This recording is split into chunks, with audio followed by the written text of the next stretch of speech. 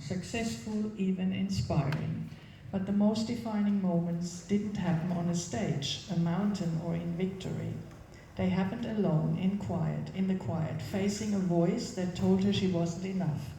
In this raw and honest story, Caroline reveals the unseen battles where real courage is built and the only enemy lives within. Please welcome Caroline with her story Unseen.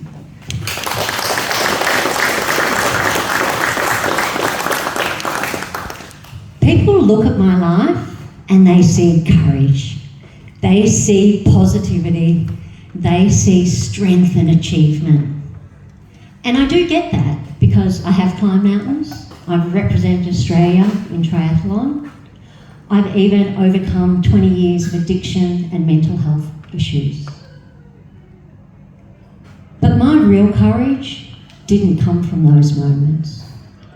My real courage came from the moments that were totally unseen. In 2018, I was standing on the top of Mount Kalapatar. This is higher than Everest Base Camp. There were golden glows as the sun rose. It was spectacular. And that's the courage we celebrate. How many Netflix documentaries have you seen about people climbing mountains, traversing across oceans? But the truth is, real courage isn't that moment. Real courage comes in those unseen times, those moments when you're laying in bed, thinking of your next day, not wanting to face what you need to face. Kids, getting to that mountain, I don't know if you know, and I definitely wasn't prepared when I climbed Everest Base Camp, that every hour at night you wake up because your body thinks you're going to die because there's not enough oxygen. You walk along mountaintops with big oxen and you're sharing a space that's that big, and you push the little horn as you lie back on the mountain, not peering over. And the last trek up to that Kalapatar, it was so cold. My son and I would sit on the little rock on the way up going, we don't have to do this, we don't have to do this. And then we go, okay, let's one more go. My water bottle froze, -30, and I got too lazy to wrap it back in the towel. So yes, that was courageous. But I climbed that mountain because my son had just finished HSC and I had just spent 12 months fighting a toxic workplace situation. And while climbing Everest Base Camp is brutal, let me tell you, it didn't require the courage that I had needed for those 12 months before, just to get out of bed every day. I'd been the operations manager at a uni student association, and we'd had a complaint about our organisation, which led to stalking, slander, and when we reported it, completely unheard. I was investigated by government departments, uni departments, police departments, and I did everything to protect my team. But at night at home, I would cry. I would lie in bed thinking about how I was going to face the day. I would get up in the morning, teary, drag myself into the shower, try and put on my makeup, take a deep breath, and walk into the workplace. Because I had a team who I loved and I wanted to protect. And when I got to work, they saw the strong Caroline. They saw the I take no shit Caroline. But they didn't see the courage that got me out of bed. I'm alone and unseen. And I feel like my life has been a series of those unseen, courageous moments Because a few years ago, I was at the height of my business success. I was standing on stage with the likes of Janine Ellis, Naomi Simpson, Michelle Bridges, Aaron Sansoni, and I'd just been promoted as the coaching coordinator of 20 coaches in a national global organisation.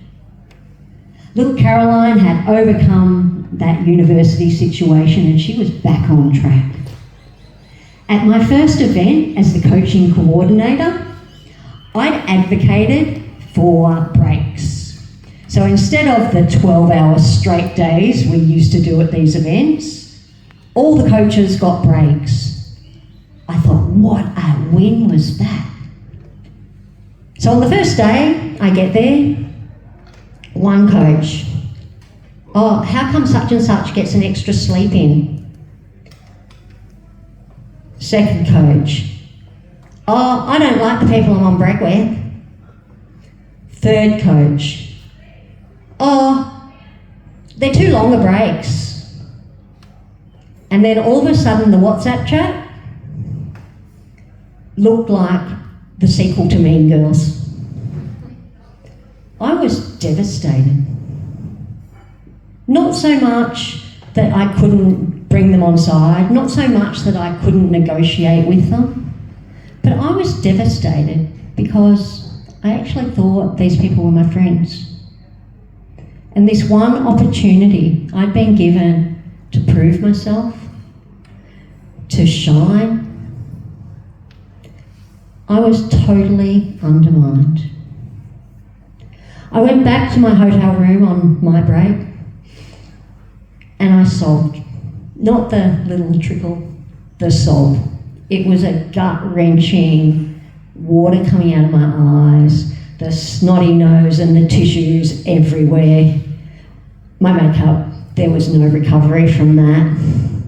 I rang friends, I rang my son, and I just wanted to quit.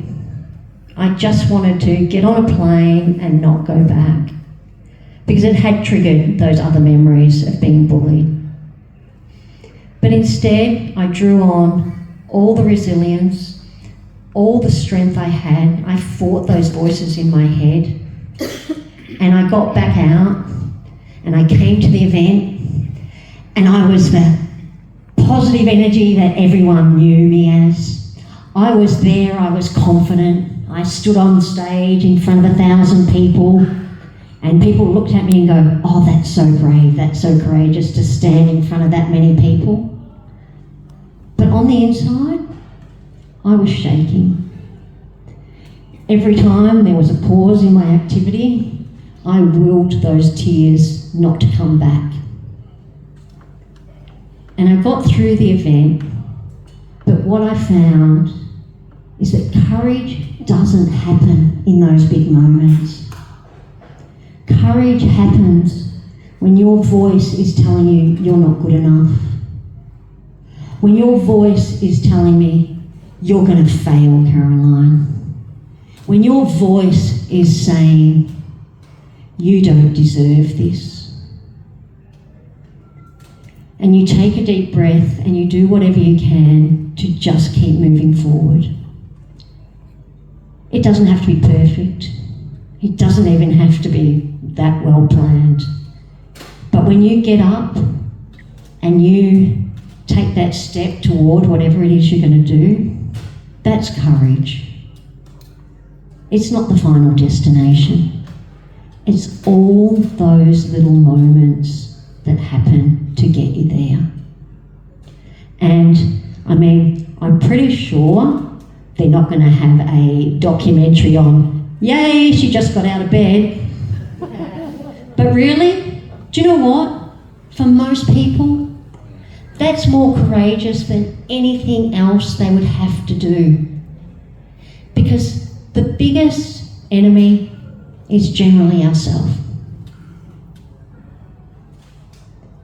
And we're in those moments, just remember, when that voice in your head is going, you can't. When that voice in your head is going, you'll fail just like you did every other time. When that voice in your head is saying, someone else can do it better, you don't deserve this. What I've learned to say is, not today, thank you, I've got things to do. And that has been why I'd like to redefine courage as those inner moments. Courage as the things that are totally unseen. But courage that gives you self-confidence because you know you've achieved it. You know what you've been through. And no one else needs to validate you for that. You need to validate yourself and embrace those courageous moments that are totally unseen.